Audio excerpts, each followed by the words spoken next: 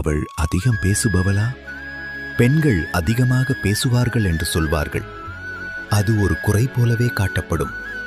ஒரு பெண் பேச ஆரம்பித்தால் அதிகம் பேசுறா என்று சொல்லி விடுவார்கள்.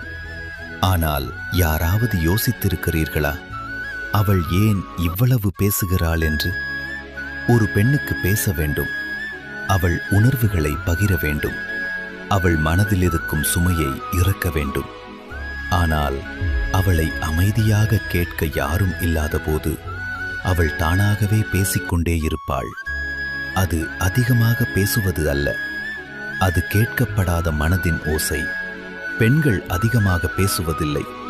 அவரவர்கள் குறைகளை கேட்போர் யாரும் இல்லை என்று தான் பேசுகிறார்கள்.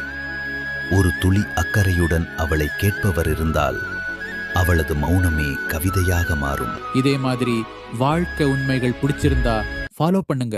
நன்றி.